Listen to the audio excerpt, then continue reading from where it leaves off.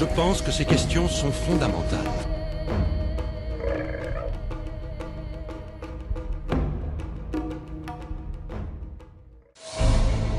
Colossal beauty, awe-inspiring intricacy. Are the wonders of our universe a cosmic accident or the result of intelligent design? For centuries, religion and science were bitter foes. Now, science actively searches for our Creator.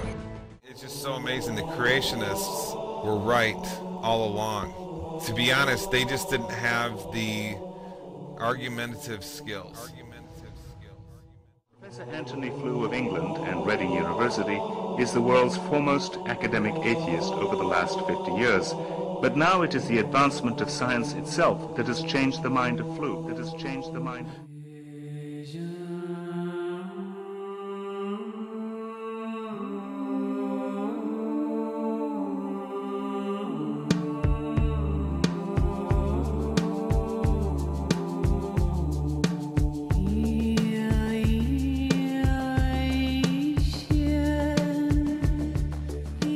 Ces deux domaines sont des domaines séparés, avec des buts séparés, mais qu'il est intéressant de confronter, de rassembler.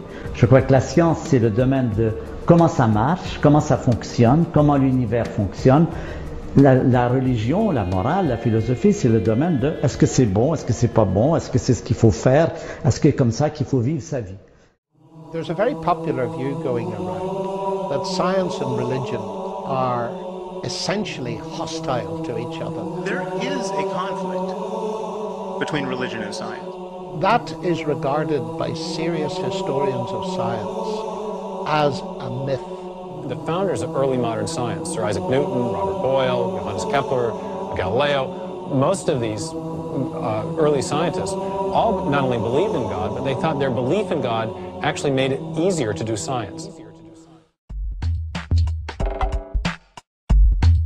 Avec l'introduction de la relativité d'Einstein en 1915, ces équations, confirmées par bien des observations, entraînaient une singularité à l'origine, un univers pas statique et éternel, mais un univers ayant un commencement.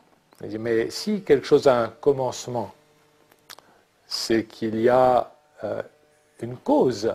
Par exemple, si vous me posez la question, tiens, j'ai entendu un bang d'or, une grande explosion, et vous me posez la question, mais d'où est-ce que ça vient? Puis moi je vous réponds, oh, ça vient de rien, ça ne va pas vous satisfaire. Et cause, il doit y avoir quand il y a quelque chose qui arrive à l'existence. Quand on regarde cette histoire de l'univers et qu'on voit cette croissance de la complexité, on se dit ça se lit comme une belle histoire. On se dit on voit les planètes, les galaxies, tout ça, on voit les atomes qui se forment et on se pose la question, est-ce que ça correspond à un projet? C'est très important pour quelqu'un qui veut prendre un jugement de savoir comment ça marche. La question de savoir qu'est-ce qu'il y a derrière tout cela, c'est une question dont la seule réponse valable pour la personne qui la pose, c'est sa réponse à elle. Mais pour revenir à la question que vous avez posée, à savoir à quoi ça sert tout ça. Ben oui. Ça, question de fond. Cette question, en fait, renvoie à une question fondamentale qui est est-ce que l'univers a un sens? Et on se rend compte, en examinant son évolution depuis l'origine jusqu'à aujourd'hui, qu'en effet, l'univers a un sens parce que il illustre à travers son évolution toute l'histoire de la complexité. Lorsque l'univers apparaît à l'instant du Big Bang, il est très simple. C'est un univers qui est composé de particules élémentaires. En revanche, quelques centaines de millions d'années après, en se refroidissant, en perdant de l'énergie, l'univers devient de plus en plus complexe. Il engendre des étoiles, il engendre les galaxies, plus tard les planètes, etc. D'abord, il engendre des étoiles de première génération qui vont exploser, qui vont fabriquer des éléments lourds. Ensuite, ce sont des planètes, des petits soleils qui apparaissent. Et puis, à un moment donné, 4,5 milliards d'années, il y a 4,5 milliards d'années, sur la Terre, eh bien, la vie apparaît. Bon. Tout ça illustre l'aventure de la complexité. Nous sommes aujourd'hui, au fond, dans une situation où l'univers est beaucoup plus complexe qu'au début. ça veut dire qu'il a un sens, ça veut C'est dire très qu'à émouvant chaque instant... de constater cette complexité qui augmente et cette transformation d'une matière élémentaire et désorganisée en quelque chose de plus en plus organisé. Et tout ceci en regardant à l'origine une information qui est, elle, infiniment riche, infiniment symétrique en quelque sorte et harmonique. Voilà. C'est-à-dire qu'en réalité, l'univers, dans toute sa longue histoire, va accomplir l'information du départ. C'est-à-dire qu'en fait, d'une certaine manière, l'univers va se spiritualiser. La Terre est un monde remarquable, en perpétuel changement, comblé de splendeur naturelle et façonné par des forces d'une puissance stupéfiante, qui en ont fait un milieu unique, propice à la vie. On pense que la Terre avait alors une jumelle, Theia. Les deux planètes partageaient la même orbite. Résultat, une collision catastrophique. Car la Terre n'a pas seulement survécu à la collision, elle a absorbé une partie de sa jumelle et elle est devenue beaucoup plus massive.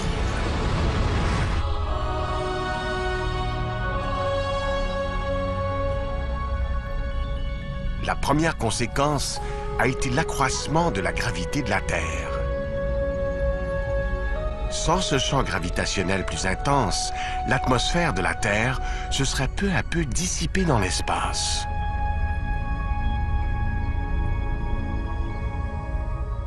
Même l'atmosphère doit être retenue par la gravité. Sur Mars, on peut voir ce qui arrive quand le champ gravitationnel d'une planète est trop faible.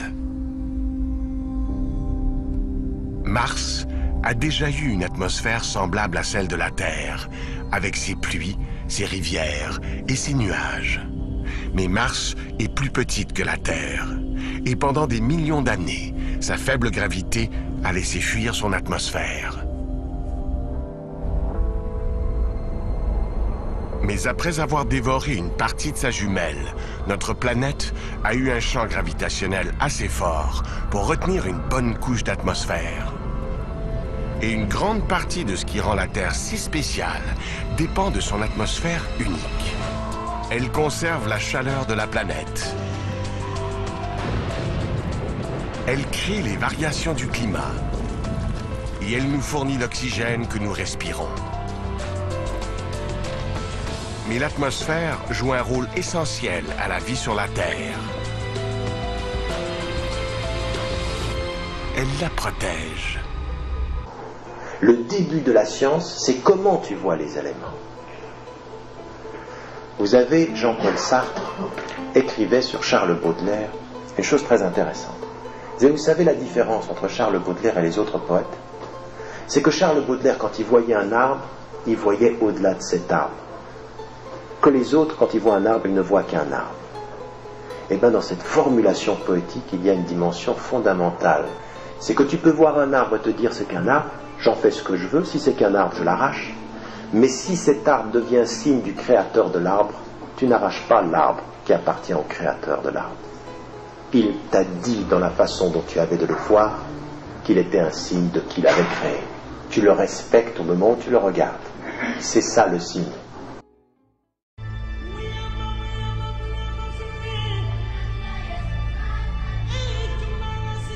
Toute loi physique doit avoir une beauté mathématique.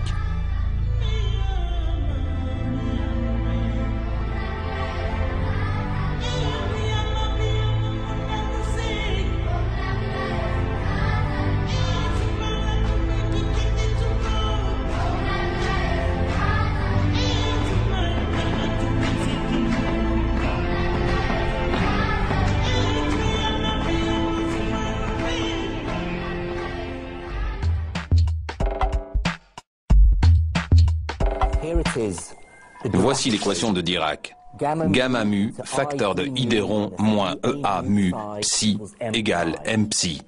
N'essayez pas de comprendre. Regardez-la simplement comme la merveille qu'elle est. Parce que derrière ces symboles, il y a la description parfaite du fonctionnement de la réalité à son niveau fondamental. C'est le code secret qui permet de décrypter la nature. Avec une élégance mathématique parfaite, l'équation de Dirac décrit une particule atomique voyageant à une vitesse proche de celle de la lumière.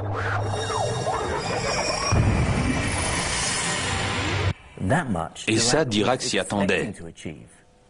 Mais en regardant de plus près son équation, il remarque quelque chose d'époustouflant, de révolutionnaire. Par la suite, il dira que son équation en savait plus que lui. En substance, l'équation de Dirac lui dit qu'il existe un autre univers qu'on n'a jamais remarqué auparavant. Parce qu'au lieu de n'avoir qu'une solution, son équation en a deux. La première décrit l'univers qu'on connaît, constitué des atomes qui nous sont désormais familiers. La seconde décrit une sorte d'image miroir de notre univers, constitué d'atomes dont les propriétés sont en quelque sorte inversées. Les fans de science-fiction se doutent de ce qui va suivre. L'équation de Dirac annonce qu'en plus de la matière, il existe une antimatière.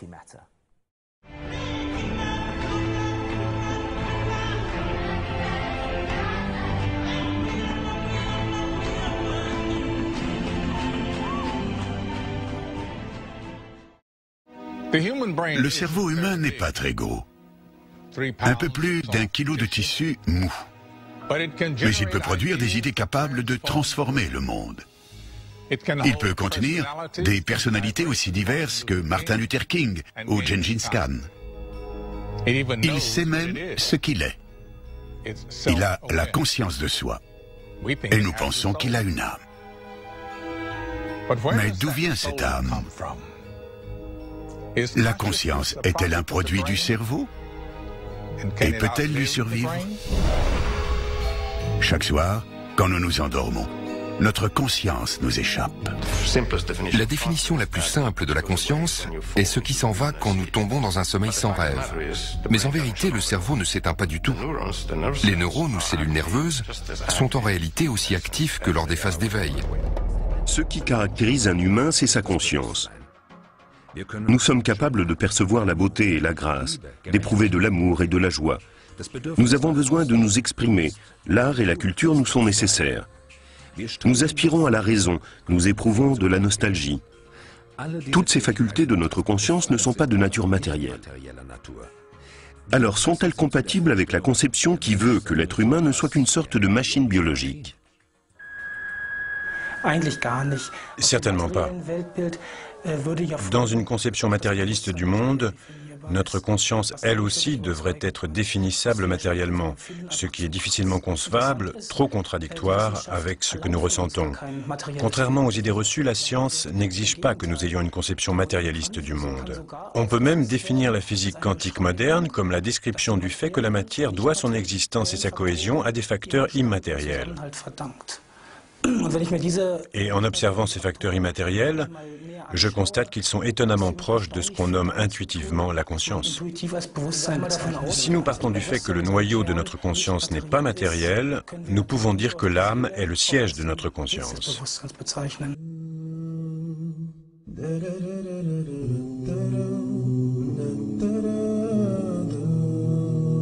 C'est elle qui donne tant de valeur à l'existence.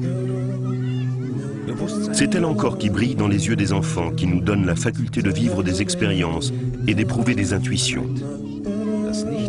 C'est l'immatériel qui donne la vie à ce qui est matériel. Selon certaines conceptions religieuses, le Créateur nous a insufflé la vie. Il nous a offert une âme ainsi qu'une conscience. Cette vie intérieure est l'essence de l'existence humaine. Le corps n'est qu'une enveloppe. Nous-mêmes survivons à la mort, car nous ne sommes pas notre corps.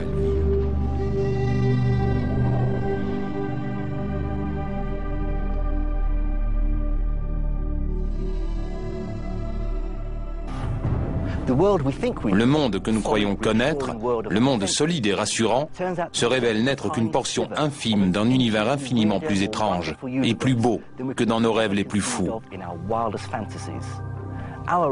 Notre réalité n'est qu'une illusion. Notre réalité n'est qu'une illusion.